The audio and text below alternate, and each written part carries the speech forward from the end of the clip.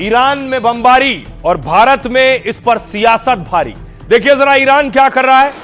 Iran ने एक के बाद एक कई बैलिस्टिक मिसाइलें दागी हैं।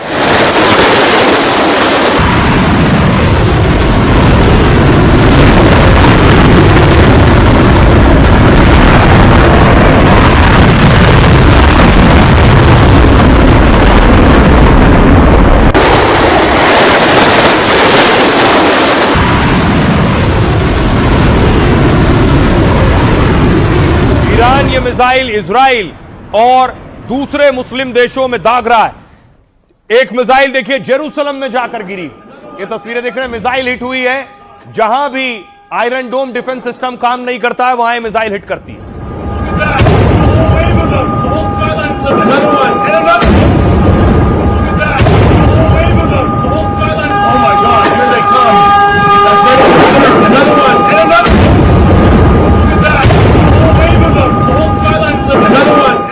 ये महज एक इत्तेफाक है कि इस जंग के शुरू होने से पहले प्रधानमंत्री नरेंद्र मोदी इजराइल गए थे, पीएम नेतन्याहू से मिले थे, उनकी संसद को संबोधित किया था। इस मुलाकात के बाद जंग शुरू हुई। महज इत्तेफाक है, ये बात खुद इजराइल के विदेश मंत्री ने कही। और उसके बाद खमनेई की मौत हो गई। इजराइल ने खमनेई को मार दिया है।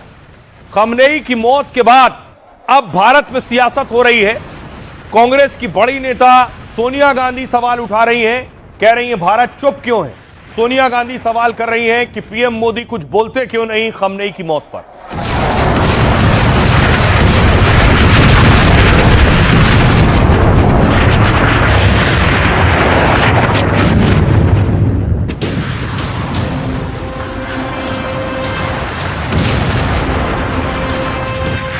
मिसाइलें दागी जा रही हैं, बम बरसाए जा रहे हैं, हर तरफ धुएं का गुबार है।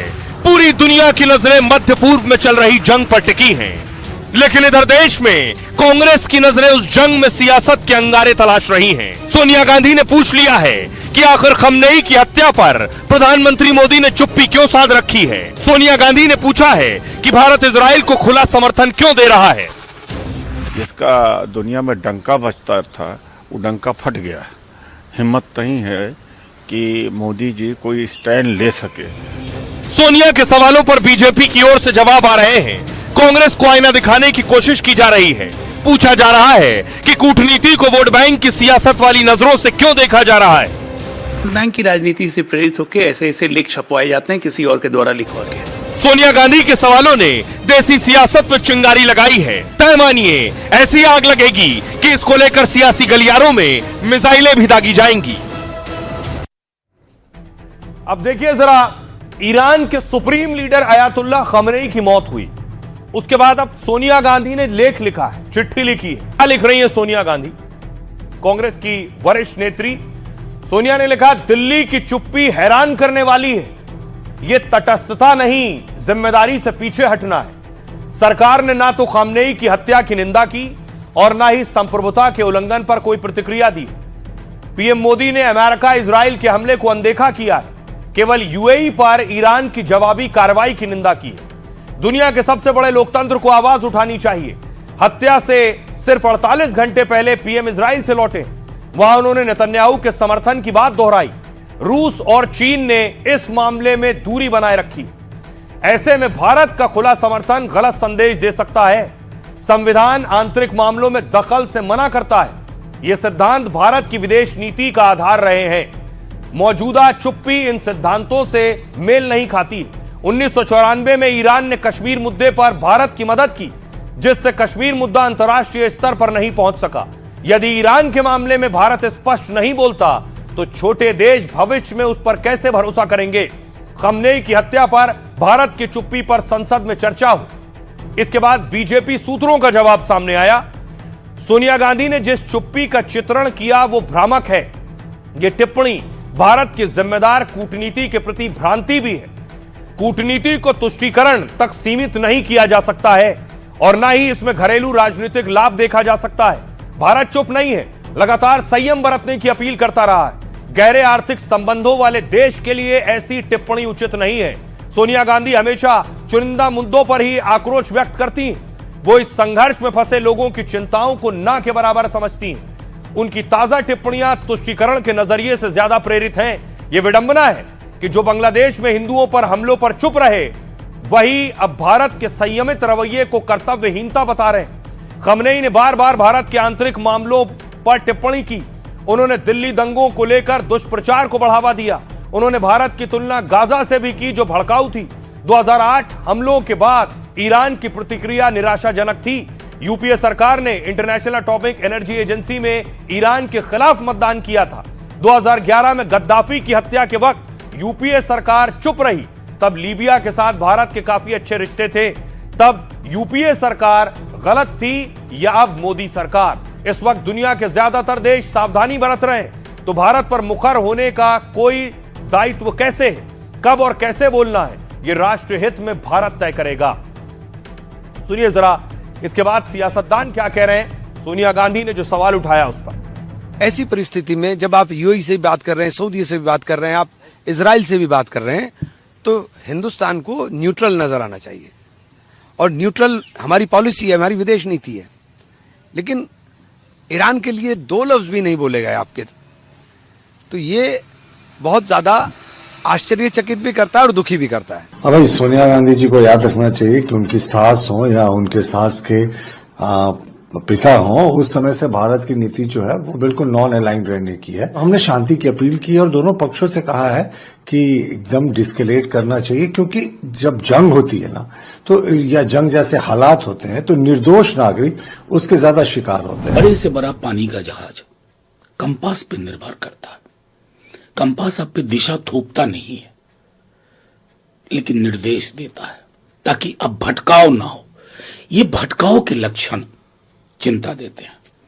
कुछ नहीं लग रहा था, आप अपने बाकी इंटरेस्ट को भी देखिए, लेकिन एक जो लेगेसी है आपकी, उस लेगेसी का जब हम कहते हैं ना, जो आज उस आर्टिकल में वसुधैव कुटुंबकम, तो हम कुटुंबों में हिरार्की नहीं कर देते हैं, सीढ़ीनुमा नहीं कर देते हैं कि ये कुटुंब ज्यादा वो कुटुंब कम। देखिए, देश के माननीय पूत के रूप में ये पूरे विश्व में विश्वसनीय बने हैं। इसलिए प्रधानमंत्री जी जो कदम उठा रहे हैं, हर भारतीय को गौरवान्वित कर रहे हैं। भारत अपने आप को एक न्यूट्रल भूमिका में रखना चाहता है और ये सही नहीं है। हमें हमेशा इस बात का ध्यान रखना चाहिए कि जो लोग जो अफेक्टेड लोग हैं या जिनको साथ अन्याय हो रहा है, जिस प्रकार से अमेरिका इजराइल का जो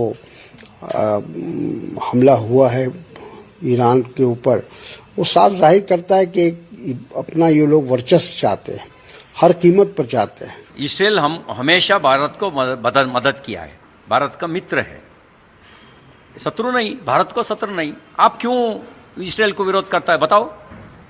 क्यों कांग्रेसी लोग विरोध आप करता है इसराइल को, बताओ? कारण सबको मालूम है। कारण है आपको पॉलिटिकल फायदा उठाने के लिए, आपने पॉलिटिकल फायदा उठाने के लिए आप सोच रहा है, उसके वजह से विरोध करता है। और देश में हो रही सियासत के बीच भारत की प्राथमिकता क्या है कि अपने लोगों को जो अरब में फंसे हैं उन्हें लेकर आएं। क्यों? क्योंकि सऊदी अरब में देखिए, सऊदी अरब में अमेरिकन एम्बेसी पर अटैक हो गया है। अमेरिकी दूतावास पर ईरान ने हमला किया।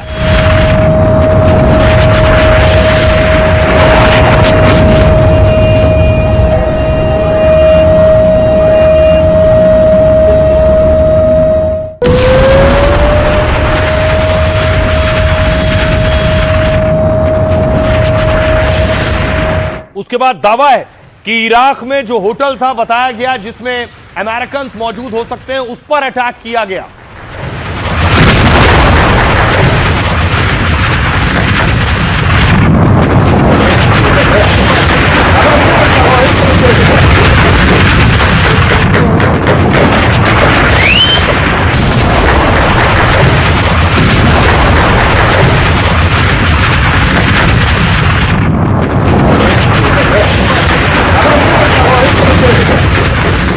तो हर अरब मुल्क बहुत से लाखों की तादाद में भारतीय रहते हैं। जॉर्डन देखिए जरा, जॉर्डन में अमेरिकी बेस पर अटैक हुआ, रोज हमले हो रहे हैं।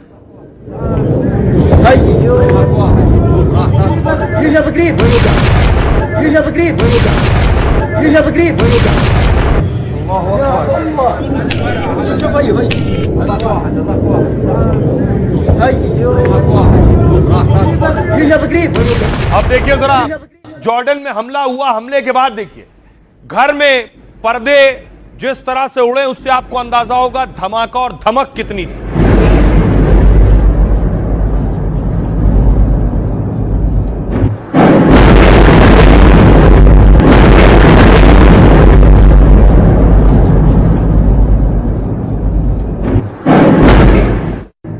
तो आसपास लगभग 7 से 8 मध्य पूर्व के देश जो हैं उन सब पर अटैक हो रहा है। बहरीन में देखिए, बहरीन में भी बहुत से हिंदुस्तानी रहते हैं, बहरीन में भी अटैक हुआ है। बहरीन में भी अमेरिका के बेस पर हमला हुआ है।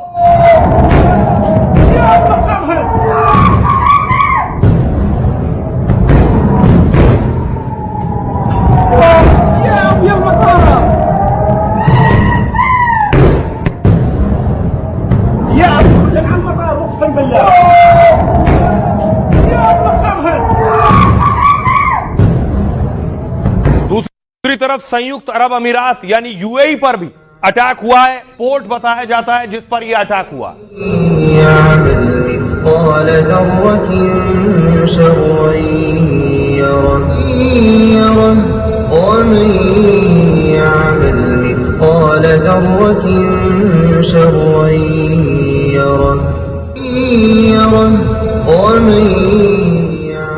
अब देखिए जरा, अब भारत के लिए टेंशन यह है, इन सब अरब मुल्कों में 90 लाख से 1 करोड़ तक भारतीय रहते हैं। सऊदी अरब रियाद में अमेरिकी दूतावास पर ईरान ने हमला कर दिया। 8 ईरानी ड्रोन को सऊदी ने हवा में गिरा दिया, लेकिन 2 ड्रोन दूतावास से टकराए तो आग लग गई। जंग के बीच यह है फुटबॉलर रोनाल्डो, सऊदी छोड़ दिया इन्होंने। रोनाल्डो अपने प्राइवेट जेट से पुर्तगाल रवाना हो गए। ईरान के हमलों पर सऊदी ने करारा जवाब देने की चेतावनी भी दी है और ट्रंप ने कहा है कि अमेरिकी लोग तुरंत मिडिल ईस्ट छोड़ दें। यूएई रोज अटैक हो रहे हैं, यहां भी बहुत से भारतीय रहते हैं। ईरान के हमले से दुबई और शारजाह में बड़ा नुकसान हुआ है। दुबई में तो ईरान ने मिसाइल ड्रोन से डबल अटैक कर दिया है। पहले अमेरिकी सैनिकों की बिल्डिंग को ड्रोन से उड़ा दिया और फिर ऑस्ट्रेलियाई बेस अल मिरहात पर भी हमला किया है। अटैक के बीच यूएई के राष्ट्रपति दुबई मॉल में भी घूमते नजर आए। इसे यूएई में तनाव कम करने की कोशिश के तौर पर देखा जा रहा है। कतर में भी हिंदुस्तानी रहते हैं। ईरान ने कतर पर 92 मिसाइल और 17 ड्रोन से हमला किया है। कतर का दावा है कि 81 मिसाइलें और 11 ड्रोन उन्होंने मार गिराए, लेकिन 2 मिसाइल एयरपोर्ट और ड्रोन रडार स्टेशन से टकरा गई हैं। ईरान के हमले से कतर में काफी नुकसान हुआ है और इस हमले में कतर में करीब 20 लोग घायल भी हो गए। कतर ने इसे कानून का उल्लंघन बताया है और संयुक्त राष्ट्र से मदद की मांग की है। बहरीन में ईरान ने अमेरिकी एयरबेस पर बड़ा हमला किया है। 20 ड्रोन और 3 मिसाइलों से बहरीन पर अटैक किया गया है। हमले से अमेरिकी बेस को नुकसान पहुंचा है और कई तेल टैंकों में भीषण आग लग गई है। कुवैत, जहां अच्छा खासा तेल है, बहुत से भारतीय रहते हैं, 100 से ज्यादा मिसाइल और 300 ड्रोन अटैक किए गए। कुवैत में अमेरिकी सैनिक और अमेरिकी अड्डे टारगेट पर थे। कल ईरान ने अमेरिका के 3 F-15 जेट यहीं गिराने का दावा किया था। अब 10 ड्रोन से फिर अमेरिकी बेस को निशाना बनाया गया है। हमले को देखते हुए कुवैत में अमेरिका ने दूतावास को बंद कर दिया है। आइए अब आपको सुनवाता हूं, सुनिए जरा इजरायली पीएम बेंजामिन नेतन्याहू क्या कह रहे हैं और तुर्की के राष्ट्राध्यक्ष एर्दोगन क्या कह रहे हैं। ईरान का परमाणु और मिसाइल कार्यक्रम पूरी दुनिया के लिए खतरा है। इजरायली सेना की कार्रवाई का मकसद केवल इजराइल का ही नहीं बल्कि पूरी दुनिया की सुरक्षा करना है। अगर ईरान का आतंकवादी शासन परमाणु हथियार और उनके इस्तेमाल का साधन और खतरनाक मिसाइलें हासिल कर लेता है तो पूरी दुनिया को धमकाएगा। इसलिए हमने अपनी रक्षा करने का संकल्प लिया है, लेकिन ऐसा करते हुए हम दूसरों की भी रक्षा कर रहे हैं। इससे पहले कि और खून बहे, आग फैले और भाईचारे वाले देशों के बीच और दुश्मनी बढ़े, हमने अपने सारे संसाधन लगा दिए हैं ताकि हमारा इलाका जल्द से जल्द इस उथल पुथल से आजाद हो जाए।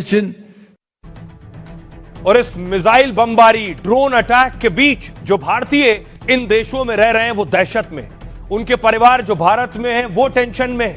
जरा दुबई का आलम, दुबई में जो फंसे हुए लोग हैं उनकी तस्वीरें आप देख रहे हैं। लोग एयरपोर्ट्स पर अलग अलग जगहों पर मौजूद हैं। और दूसरा कोई विकल्प नहीं है उनके पास।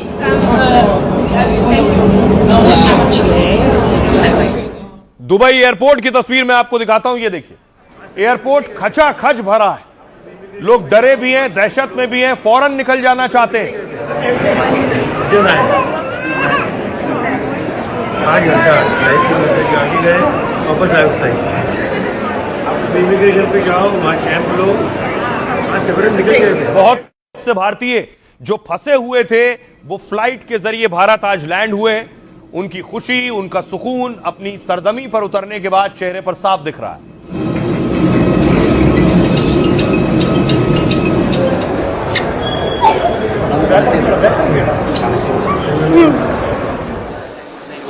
भाई अभी तो कुछ सेफ फ्लाइट आ रहा है, अभी लैंड हुआ है इधर।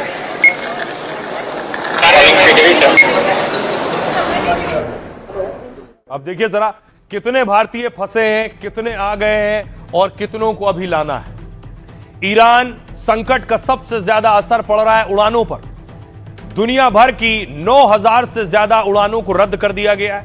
ये उड़ानें अरब देशों के 7 बड़े एयरपोर्ट से आने और जाने वाली थी। इसमें भारत आने और भारत से जाने वाली उड़ानें भी शामिल हैं। 3 मार्च को यानी आज मुंबई से 107 उड़ानें रद्द हो गई। दिल्ली से मध्य पूर्व के लिए करीब 80 उड़ानों को रद्द कर दिया गया है। उड़ानों के रद्द होने से लोग मध्य पूर्व देशों में फंस गए हैं। एक अनुमान के मुताबिक 60,000 भारतीय इस वक्त फंसे हुए हैं जो आना चाहते हैं। महाराष्ट्र के करीब 40,000 लोग मक्का मदीना में फंसे हैं। अब फंसे भारतीयों को निकालने की कोशिश तेज हो गई है। एयर इंडिया का प्लेन दुबई से 149 यात्रियों को लेकर दिल्ली पहुंचा है। इंडिगो की 4 स्पेशल चार्टर से लोगों को जद्दा से लाया जा रहा है। स्पाइस जेट की 4 स्पेशल फ्लाइट फुजैरा से भारत के लिए तय उड़ी है और महाराष्ट्र के डिप्टी सीएम ने 2 स्पेशल चार्टर का इंतजाम किया हुआ है जो यूएई यानी संयुक्त अरब अमीरात से 164 लोगों को लेकर मुंबई पहुंचेगी। कल से दूसरी कंपनियां भी नियमित उड़ानें शुरू कर सकती हैं। सुनिए जरा, जो भारतीय वापस लौट कर आए हैं वो क्या कह रहे हैं। इंटरसेप्शंस और ये सब तो हो रहा है ना, लेकिन बहुत ही रेयर है। मतलब कोई किसी इलाके में हो रहा है, कभी किसी इलाके में हो रहा है, इस टाइप का है। हाँ, एक शेलिंग मैंने देखा है, एक इंटरसेप्शन मैंने देखा है। बहुत खुशी है हमारे को। हमारी बेटी 2 दिन बाद में वापस आई है। वहाँ पे काफ़ी बुरा हाल है, तो हमारे को उम्मीद नहीं थी कि 2 दिन में हमारी बेटियाँ वापस पहुँच जाएगी। डर तो था, लेकिन we are here now, so we are happy। जब मैं कनाडा से अबू धाबी आई तो फर्स्टली उन्होंने बोला कि तुम्हारी जो फ़्लाइट है वो डिले है। आफ्टर देन उन्होंने बोला कि ऐसे ऐसे करके ये माहौल है, मिसाइल्स फट रही हैं। तो हमने लाइव देखा भी, बिल्डिंग्स जैसे कांप रही थी। उसके बाद में हमें उन्होंने होटल प्रोवाइड किया, हम वहाँ पे गए और उन्हें हमें फूड वगैरह अच्छा प्रोवाइड किया एतिहाद वालों ने। आफ्टर देन जब हम वहाँ से निकलने लगे तो मिसाइल एकदम से फटी, तो हमें जल्दी जल्दी में वैन्स में बिठा के और सेफली एयरपोर्ट तक पहुँचाया और जल्दी से हम लोग यहाँ पे। पता नहीं था कि ऐसा हो जाएगा और 28 के आसपास वॉर स्टार्ट हो गई। वहाँ डरे हुए थे, हम निकल नहीं रहे थे, होटल में ही पैक थे, खाना वाना खा रहे थे, सब चीज़ अच्छा था। वहाँ की ऑपरेशंस बहुत अच्छी थी, स्मूथली कर रही थी गवर्नमेंट। बहुत हेल्पिंग है गवर्नमेंट तो, लेकिन फिर भी डर तो रहता है। Abu Dhabi end of course Dubai great. हम इंडियंस की बहुत अच्छी उन लोगों ने वो करी है and it's really very good. हाँ, बहुत ज़्यादा कंट्रोल्ड था सब कुछ। अबू धाबी में जितने भी हेल्पफुल थे सारे, जितने भी वर्कर्स वगैरह सबके थे। हमसे किसी चीज़ का कोई चार्ज नहीं लिया है और आते वक्त हमें पर पर्सन $250 भी दिए हैं। मतलब थोड़ा सा हाँ डर था क्योंकि बार बार अलार्म बज रहा था वहाँ, लेकिन बाद में सब ठीक हो गया। फाइनली हम बहुत अच्छा लग रहा है। बस लग रहा है कि अपने लोगों के बीच में आ गए। अच्छी सर्विस दी, बड़े थोड़े टाइम में एयरपोर्ट खाली किया और बसेस, टैक्सीज, होटल सारी अरेंजमेंट की और वहाँ पे फूड भी दिया। बहुत अच्छा, मतलब अच्छा एक्सपीरियंस रहा। तो लगभग 1 करोड़ भारतीय हैं जो मिडिल ईस्ट के इन देशों में रहते हैं। ये वहां नौकरी करते हैं और वहां से पैसा भारत भेजते हैं। तो देखिए जरा, कितना पैसा अरब मुल्कों से भारत आता है। मध्य पूर्व में 6 देशों में करीब 1 करोड़ भारतीय रहते हैं। इनमें सबसे ज्यादा भारतीय यूएई और सऊदी अरब में रहते हैं। मध्य पूर्व में रह रहे भारतीय बड़ी मात्रा में पैसा भी भेजते हैं भारत अपने परिवार के पास।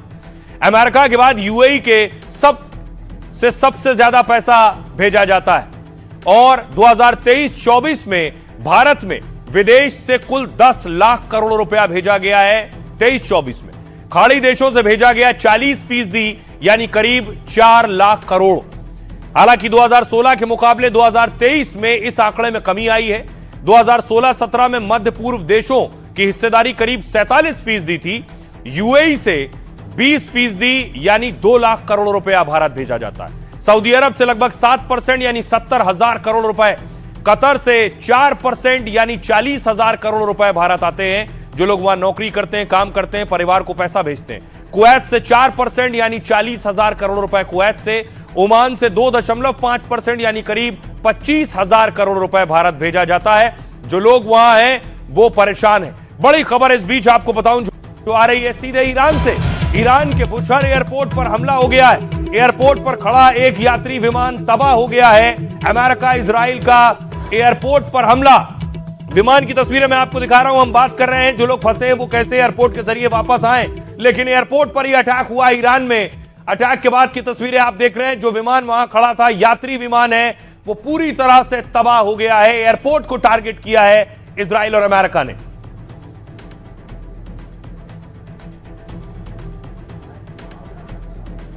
और हमारे साथ सीधे ईरान से जुड़ रहे हैं एक शख्स, सज्जन जो फंसे हुए हैं ईरान में। हमारे साथ मीर अनीस साहब जुड़ रहे हैं। मीर अनीस साहब, अगर मेरी आवाज आ रही है, अभी मैंने तस्वीर दिखाई कि ईरान में एयरपोर्ट पर धमाका हुआ है और एक पूरा प्लेन खत्म हो गया है, तबाह हो गया है। आप ईरान में फंसे हुए हैं, ईरान में अभी हालात क्या हैं, क्या आप देख पा रहे हैं वहां इस वक्त में हालात में कि जो भी सिटीज इनको मिल रही है वो बॉम्ब हो रही है और जो भी सेफ प्लेसेस है वो सेफ प्लेसेस नहीं रहे।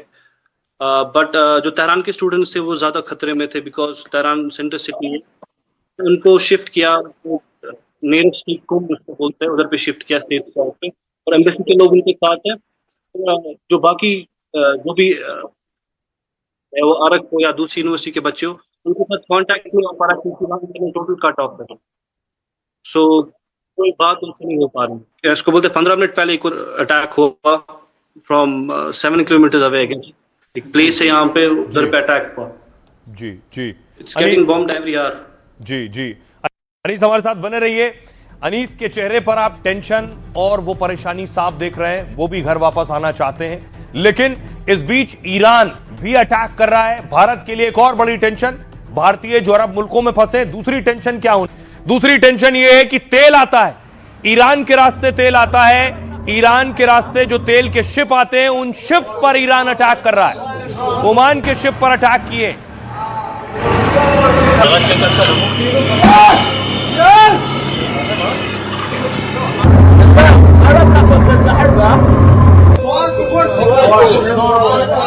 अब मैं आपको बताऊं जिस जगह पर ईरान हमला कर रहा है वो जगह कहां है। ये मैप आप ध्यान से देख रहे हैं।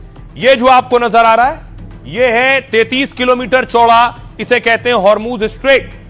आप देखिए जो हिस्सा आपको नजर आ रहा है ईरान का नक्शा है। ईरान के नक्शे के आगे 33 किलोमीटर चौड़ा समंदर का हिस्सा है, उसे हॉर्मुज स्ट्रेट कहते हैं। इराक से, कुवैत से, बहरीन, कतर, यूएई, यहां से जो तेल निकलता है, ये तेल इसी रास्ते से जाता है। इस रास्ते को, जो 33 किलोमीटर चौड़ा रास्ता है, इस रास्ते को ईरान ने बंद कर दिया है। यहां से जो भी जहाज गुजर रहा है उस पर वो अटैक कर रहा है। और सोचिए इस रास्ते से, इस रूट से अरब मुल्कों से जो तेल आ रहा है, 50% तेल, रूट देखिए, भारत आने का जो रूट है, 50% तेल भारत इसी रूट से आता है और लगभग 40% तेल इसी रूट से चीन भी जाता है। और जो रास्ता तेल का बंद किया है ईरान ने, उस पर ईरान के कमांडर क्या कह रहे हैं वो सुनिए। स्ट्रेट ऑफ हॉर्मुज बंद है, जो भी वहां से गुजरने की कोशिश करेगा हम उसे तबाह कर देंगे। अमेरिका तक तेल की एक बूंद नहीं जाएगी। 20 मिलियन। अब सोचिए, बड़ी चिंता की बात यह कि भारत का 50% तेल आता है, वो रास्ता बंद हो गया है। जंग चलती रही तो क्या होगा? आपको बताऊं, यह जो रास्ता है, दुनिया के 20% तेल व्यापार के लिए महत्वपूर्ण है। दुनिया का 20%। यहां से ईरान और खाड़ी देशों के तेल टैंकर गुजरते हैं इस रास्ते से, और हर रोज करीब 107 जहाज हॉर्मुज से गुजरते हैं। भारत कच्चे तेल की जरूरतों का 88% मंगाता है, निर्यात करता है, जिसमें 50% सप्लाई इसी स्ट्रेट ऑफ हॉर्मुज से होती है। इसे जल डमरू भी कहते हैं। ऊपर का हिस्सा और इधर का हिस्सा देखेंगे तो डमरू जैसा है, इसलिए इसे जल डमरू कहते हैं। तेल इराक, सऊदी अरब, यूएई, कुवैत से भारत आता है। हॉर्मुज स्ट्रेट से होता हुआ जहाज अरब सागर में पहुंचता है और सिर्फ 5 से 6 दिन में भारत पहुंच जाता है। इस रास्ते रोज करीब 2.7 मिलियन बैरल कच्चा तेल आता है। कच्चे तेल के अलावा एलपीजी और एलएनजी सप्लाई भी होती है। यहां से भारत को करीब 90% एलपीजी सप्लाई इस रास्ते से होती है। भारत को 60% एलएनजी निर्यात स्ट्रेट ऑफ हॉर्मुज से होता है। स्ट्रेट ऑफ हॉर्मुज के बंद होने से तेल की सप्लाई बाधित होगी, जिससे तेल की कीमतें बढ़ेंगी और महंगाई बढ़ेगी। भारत सरकार के मुताबिक 25 दिन का तेल रिजर्व है भारत के पास। अगर हालात नहीं सुधरे तो दूसरा विकल्प भारत को देखना होगा। उस हालात में भारत रूस से तेल खरीद बढ़ा सकता है, लेकिन रूस से तेल पहुंचने में कम से कम 1 महीने का वक्त लगेगा। भारत के पास वेनेजुएला, ब्राजील और अफ्रीकी देशों से भी तेल का विकल्प है।